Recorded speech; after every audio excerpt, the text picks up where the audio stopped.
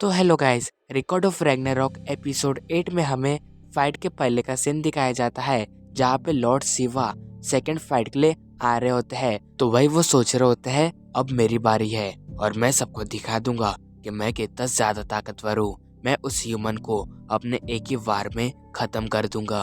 पर तभी वहाँ पे ज्यूस आता है जिसे देख के शिवा कहता है, ओए ज्यूस, क्या तू यहाँ पे मेरा हौसला बढ़ाने को आया है? तो ज्यूस कहते हैं, नहीं, अभी मेरी बारी है।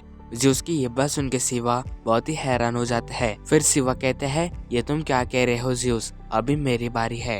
तो ज्यूस कहते हैं, नहीं, अभी मेरी बारी है। मैंने तुम्हारी फाइट को बदल दिया है, तो जब तुम्हारी फाइट होंगी तो तब तुम्हें जाना पड़ेगा, ठीक है? पर तभी हम देखते हैं कि शिवा को बहुत ही गुस्सा आ जाता है और वो ज्यूस से कहता है, तुम ऐसा कैसे कर सकते हो? तो ज्यूस कहता है, मैं ऐसा कर सकता हूँ क्योंकि मैं इस गेम का क्रिएटर हूँ और मैं तय करूंगा कि कौन किस लड़ाई में फाइट करेगा। तो अभी मेरी बारी है, तो प्लीज मुझे इस लड़ाई को लड़ने के लिए जाने दो। तो ज्यूस की ये बात सुन के शिवा मान जाते हैं और कहते हैं, ठीक है, लेकिन तुम अगली लड़ाई के लिए मुझे ज्यादा इंतजार मत कराना, नहीं तो बहुत ही बुरा होगा। फिर ज्यूस वहाँ से जाने लगते हैं। तो शिवा ये देख के कहते हैं, देखा जाए तो तुम मुझसे बुरे हो, जिस वजह से मैंने तुम्हें जाने दिया, लेकिन मैं आशा करता हूँ कि तुम इस लड़ाई को हारोगे नहीं। जिसके बाद ज्यूस वहाँ से चले जाते हैं। तो इसी तरह ज्यूस ने इस सेकंड फाइट में एंटर किया था। फिर वही हम हेरमस को देखते हैं जो किसी से कहता है,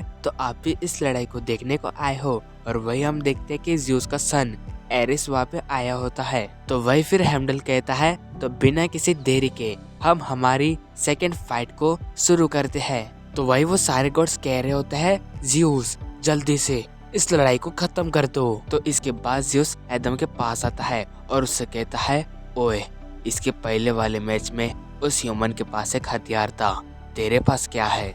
तो वही एडम ज्यूस को फिर ऊपर देखने को कहता है और वही हम देखते हैं कि एक वेलकरी उड़ते हुए आ रही होती है। वही फिर ब्रुएल्डा बताती है, ये वेलकरी उन 13 वेलकरीज में से एक है और इसके पास इतनी ज्यादा शक्ति है कि ये एक बहुत ही खतरनाक हथियार को क्रिएट कर सकती है। जिसके बाद वो वेलकरी एडम के पास आके उसके साथ मर्ज होने लगती है और उसके साथ एक बहुत ही खतरनाक हथियार को क्रिएट करने लगती है। जिसके बाद हम देखते हैं कि एडम के हाथों में एक फाइटर आ जाता है। इसे देख के गॉल कहती है, क्या बस एक फाइटर? एंड वही गॉड इस हथियार को देख के हंस रहे होते हैं। बट एडम को ये हथियार बहुत ही ज्यादा पसंद आता है। अब आगे हेमडल कहता है, गॉड ज्यूस और एडम यहाँ पे मौजूद है, तो हम बिना किसी देरी के हमारी सेकंड फाइट को शुरू करने वाले हैं। तो क्या आप सब इस लड़ाई के लिए तैयार हो? तो चलिए अभी इस लड़ाई को शुरू करते हैं। फिर वही हेमडल कह रहा होता है, आप सब देख ही सकते हैं, एडम के पास एक बहुत ही छोटू सा हथियार है।